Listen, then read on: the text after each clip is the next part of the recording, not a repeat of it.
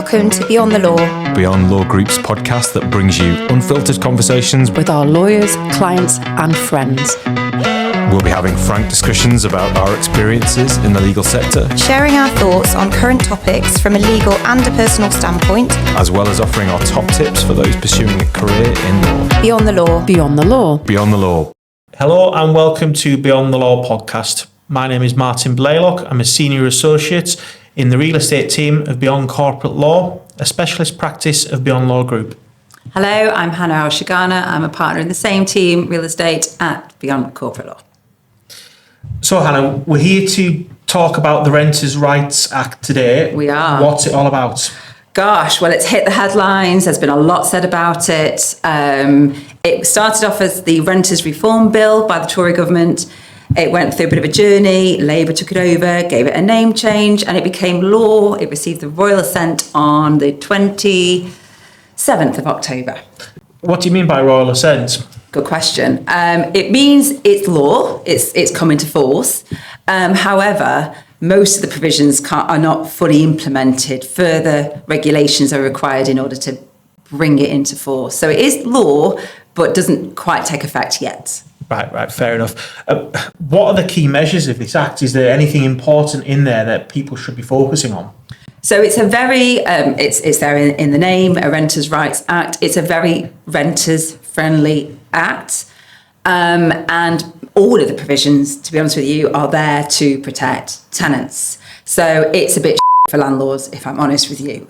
Lots of new measures have been introduced really to create more freedom and flexibility for tenants and more security for tenants, but more burdens and obligations and rules and regulations for landlords. So in terms of what those changes are, I would say it's split into three main sections. The biggest change is the change in the tenancy, which we can talk about in a minute. Also, it's introduced the new decent home standards, which currently applies for the social housing sector, but they've decided they wanted to apply for the private rental sector. What is the decent home standard? What does it do?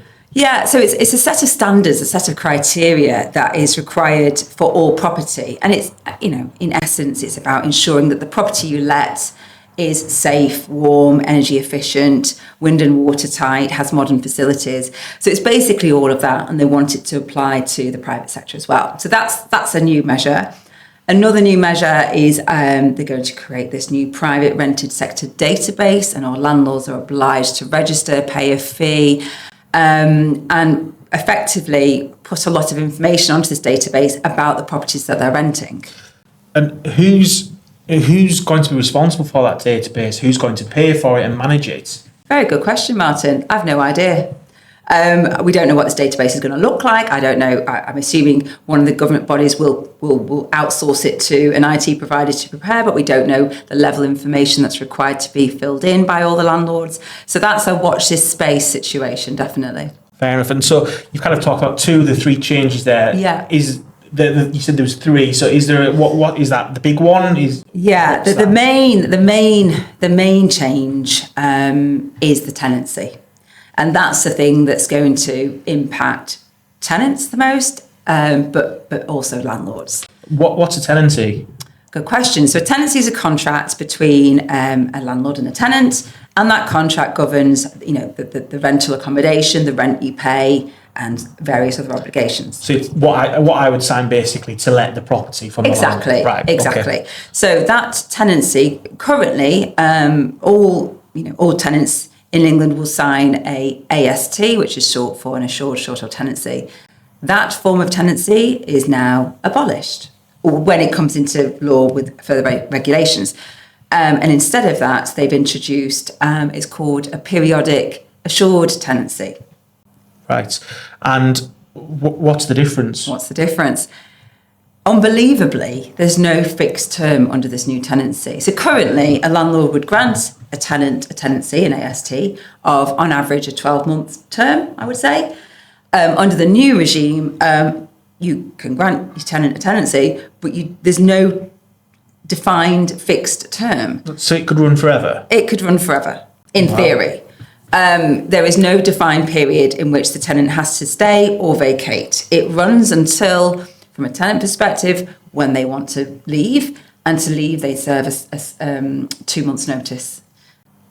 Right. And with landlords, can the landlord get them out? Because I know that, I think you might come on to this, but there was something called like a Section 21 notice, I think, that landlords could issue. But can they do that now with this new act? It's been abolished. So if I just take you back a step, a Section 21 notice for all the listeners and watchers out there, a Section 21 notice is a robust notice that a landlord can serve to bring any tenancy to an end. It's called a no-fault ground. You don't have to establish a ground. That has gone. So currently, if you granted a 12-month tenancy and you wanted that tenant out at the end of that 12-month period, a landlord could serve a Section 21 notice on the 10th month and bring that tenancy to an end at the 12th month.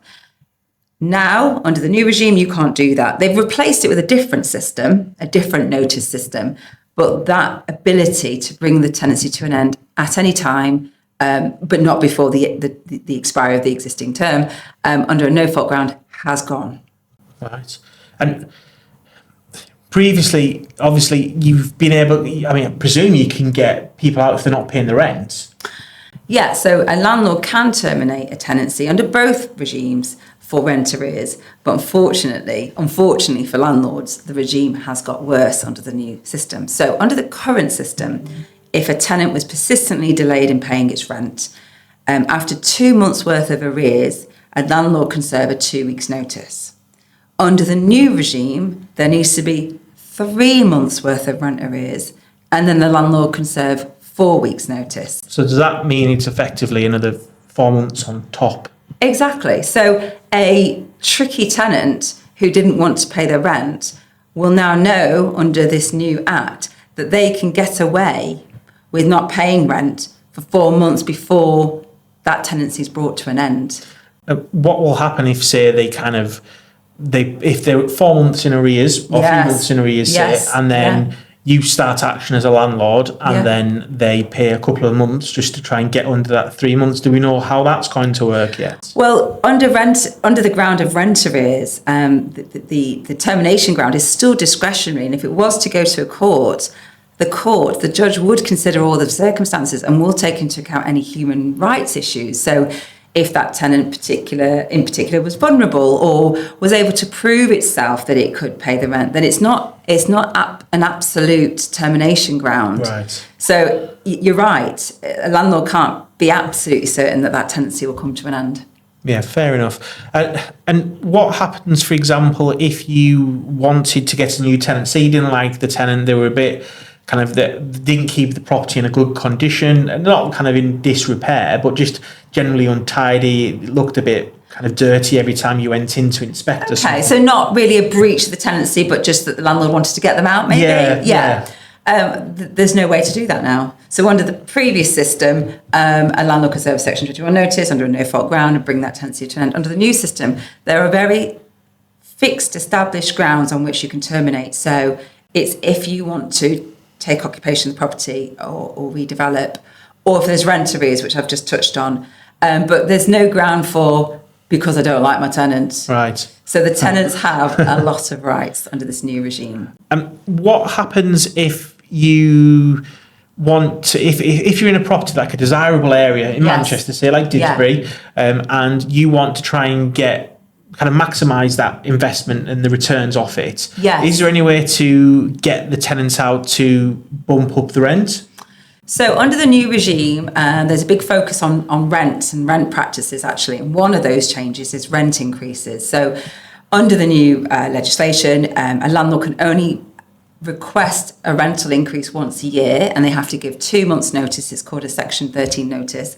However, that regime has changed because they can serve notice on the tenant can then consider that rental increase. And if it's not happy with that rental increase, it can go to the first tier tribunal and challenge that rental increase. And who knows how long it will take for the tribunal to determine what that rent should be. But the real issue is when that rent is determined at the tribunal, that new rent is not backdated from the date that the Section 13 notice is served. So from a landlord's perspective, it's terrible news. But from a savvy tenant could game the system basically. Exactly. Try and get advantage. Take advantage of the system to draw it all out. Yeah. Wow, that's quite significant, isn't it? You could kind of. I suppose you're going to have to pay your own costs to go to the tribunal, and it's the time and the effort to do it. Exactly. And the fear is, a lot of commentators and working parties have commented, the fear is, if tenants really understand this legislation, they will know that this is what they can do. So it would appear, it looks likely that the first tier tribunal will get clogged up with applications. So then landlords will be waiting even longer to determine their rents.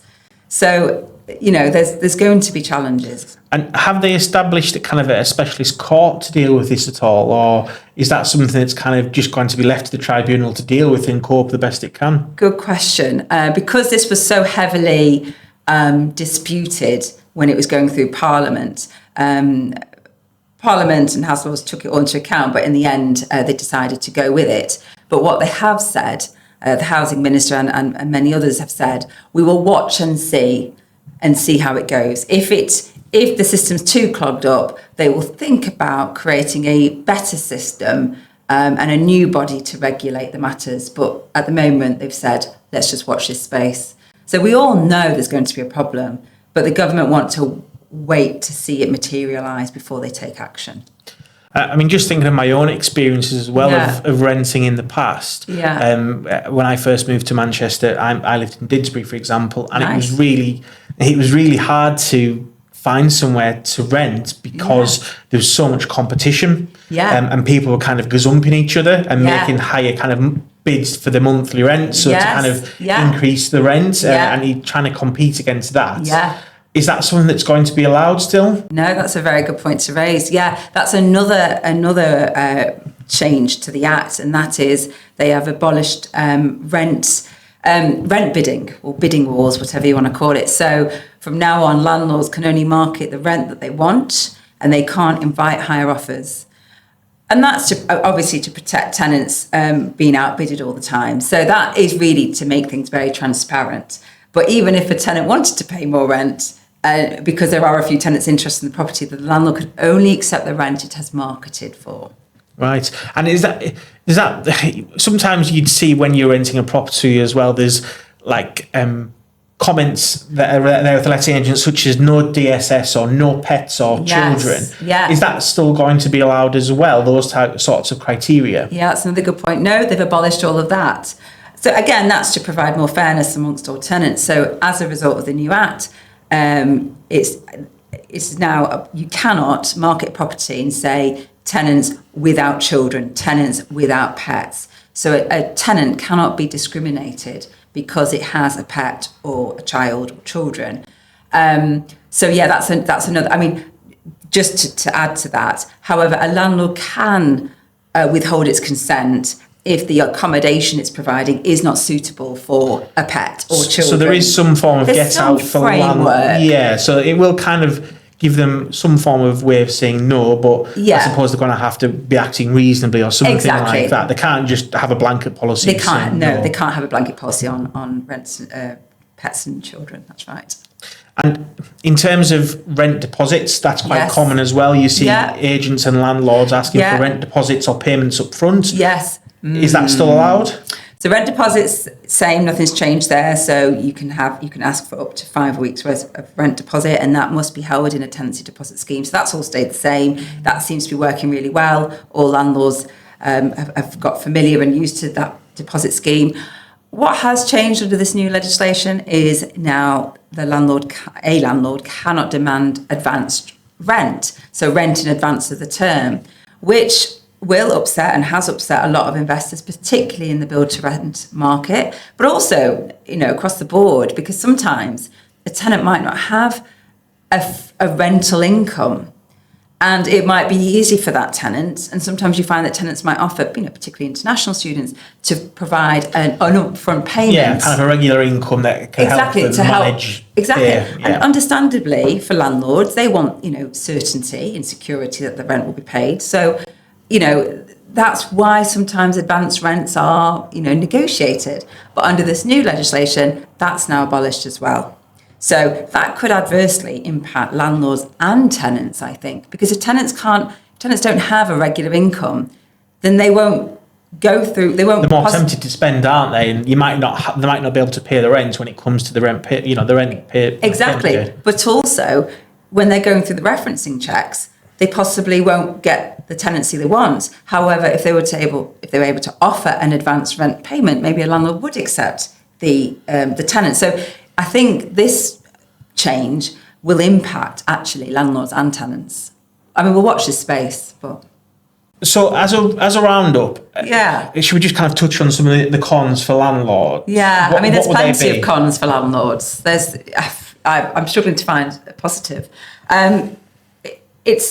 There are so many new changes to it, which is going to result in probably more court applications because there's going to be more tenants disgruntled by the rental increases. There'll be more tenants. Just being bloody minded. Exactly. Yeah. Or, fighting the rent arrears. So there's going to be definitely, the courts are going to be clogged up for sure with these applications. So that's going to be one issue.